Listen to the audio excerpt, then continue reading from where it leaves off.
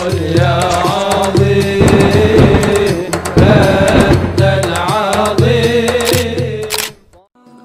السلام عليكم ورحمة الله وبركاته. حمدا وشكرا لله والصلاة والسلام على رسول الله وعلى آله وصحبه ومن والاه. أما بعد, faya ayuhan netizen Petuah Channel rahimani wa rahimakumullah. Doa kami kepada segenap netizen Petuah Channel, mudah-mudahan diberi kesehatan oleh Allah Subhanahu wa Ta'ala, zahiran wa batinan. Pada kesempatan kali ini kita akan membahas sedikit banyak tentang nubuat Al-Quran, tentang nasib Bani Israel di akhir zaman.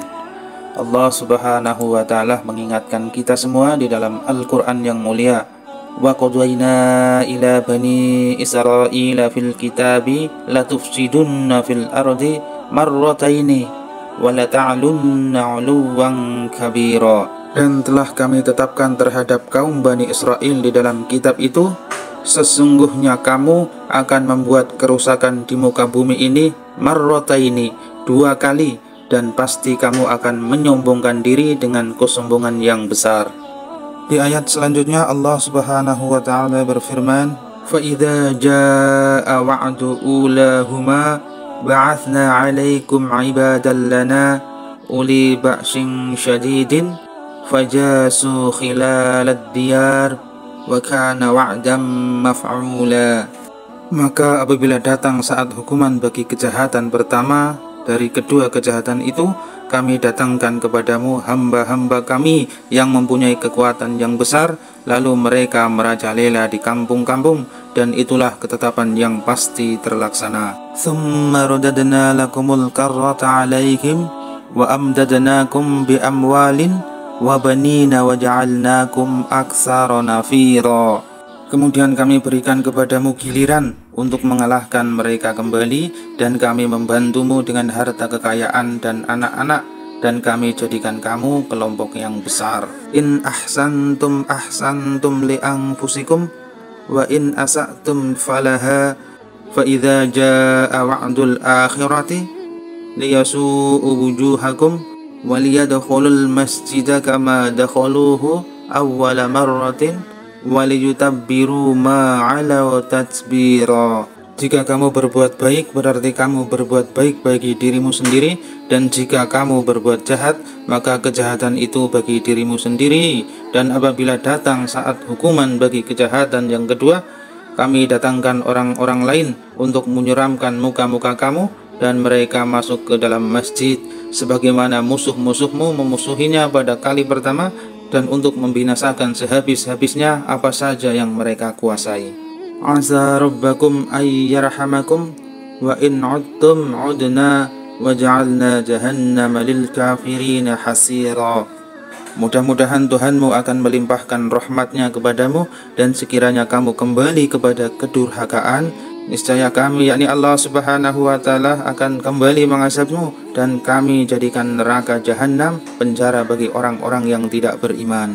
Al-Quran Surat Al-Isra ayat 4-8.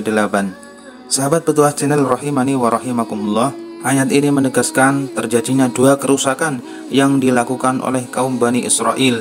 Sekiranya 2 kerusakan yang dimaksud sudah terjadi pada masa lampau, maka sejarah telah mencatat bahwa kaum Bani Israel telah berbuat kerusakan berkali-kali, bukan hanya 2 kali saja. Akan tetapi yang dimaksudkan di dalam Al-Quran ini merupakan puncak kerusakan yang mereka lakukan di muka bumi. Oleh karena itulah Allah Subhanahu wa Ta'ala mengirim kepada mereka hamba-hambanya yang akan menimpakan azab yang sangat pedih kepada mereka. Sahabat Petuah Channel, dalam sejarah tidak disebutkan bahwa kemenangan kembali Bani Israel atas orang-orang yang menguasai mereka terdahulu.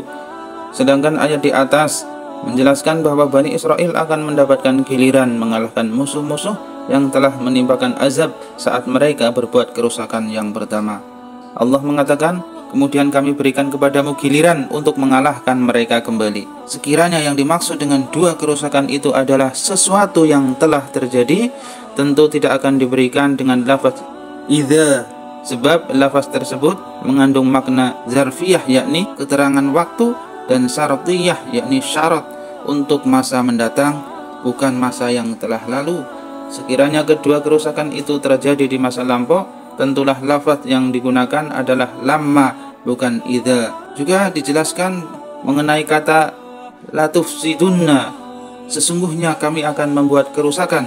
Huruf lam dan huruf nun berfungsi sebagai ta'kid, yakni penegasan pada masa yang akan datang. Sahabat petuah channel rahimani wa rahimakumullah, demikian pula firman Allah Subhanahu wa taala, dan itulah ketetapan yang pasti terlaksana, menunjukkan sesuatu yang terjadi pada masa mendatang, sebab tidaklah disebut janji kecuali untuk sesuatu yang belum terlaksana. Sahabat petuah channel rahimani wa rahimakumullah, para penguasa dan bangsa-bangsa yang menaklukkan Bani Israel dahulu adalah orang-orang kafir dan penyembah berhala. Namun bukanlah Allah Subhanahu wa taala telah mengatakan di dalam ayat di atas bahwa kami datangkan kepadamu hamba-hamba kami yang mempunyai kekuatan yang besar. Sifat tersebut mengisyarahkan bahwa mereka itu adalah orang-orang yang beriman, bukan orang-orang musyrik atau penyembah berhala.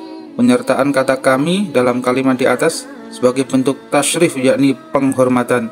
Sementara kehormatan dan kemuliaan itu hanyalah milik orang-orang yang beriman. Sahabat petuah channel, dalam aksi pengerusakan kedua yang dilakukan oleh Bani Israel terhadap aksi penghancuran bangunan-bangunan yang menjulang tinggi, yakni gedung-gedung pencakar langit, sejarah tidak menyebutkan bahwa pada zaman dahulu Bani Israel memiliki bangunan-bangunan tersebut. Kesimpulannya adalah hakikat dan analisa ayat-ayat di atas menegaskan bahwa dua aksi pengerusakan atau aksi-aksi aniaya yang dilakukan oleh Bani Israel akan terjadi setelah turunnya surat Al-Isra di atas. Realitanya sekarang ini bangsa Yahudi memiliki daulah di Baitul Maqdis, di mana mereka senantiasa melakukan kerusakan-kerusakan. Mereka senantiasa melakukan penyebaran penistaan, kemaksiatan, kehinaan, dan pertumpahan darah. Akibat dari perilaku mereka, banyak dari kaum muslimin di Palestina menjadi korban atas ulah mereka, atas ulah kejahatan mereka. Jadi aksi pengerusakan yang kedua sedang berlangsung saat ini sampai batas waktu yang Allah Subhanahu wa taala tetapkan. Sahabat petuah channel rahimani wa rahimakumullah, Rasulullah sallallahu alaihi wasallam telah mengabarkan bahwa kaum muslimin akan berperang melawan bangsa Yahudi. Beliau sallallahu alaihi wasallam bersabda di dalam hadis riwayat Imam Bukhari Muslim, tidak akan tiba hari kiamat sehingga kaum muslimin berperang melawan Yahudi, sampai-sampai apabila orang Yahudi bersembunyi di balik pepohonan atau bebatuan, maka pohon itu dan batu itu akan berseru, wahai muslim, wahai hamba Allah, ini orang Yahudi ada bersembunyi di balikku, di belakangku, kemarilah dan bunuhlah dia, kecuali pohon khurqat, karena ia adalah pohon Yahudi.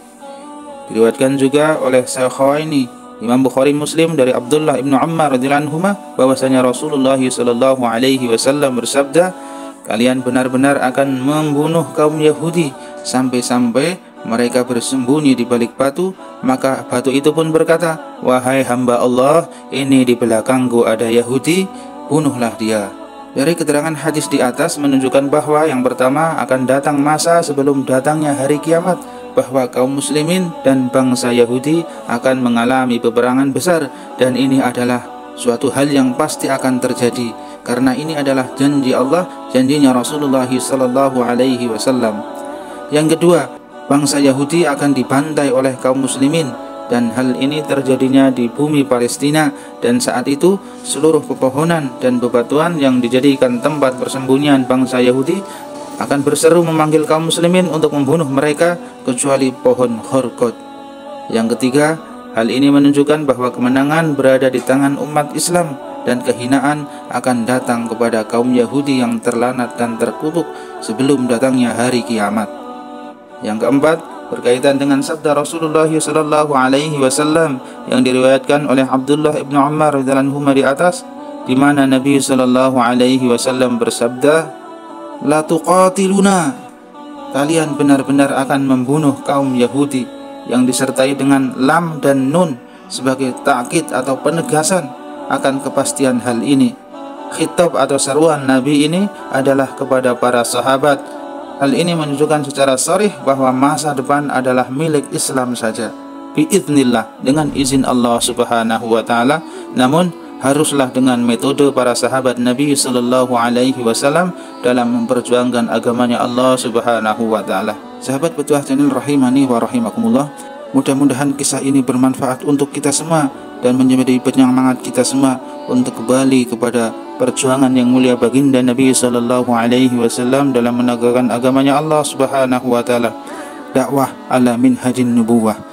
Subhanakallahumma wa bihamdika asyhadu an la ilaha illa anta astaghfiruka wa atubu ilaik. Wassalamualaikum warahmatullahi wabarakatuh.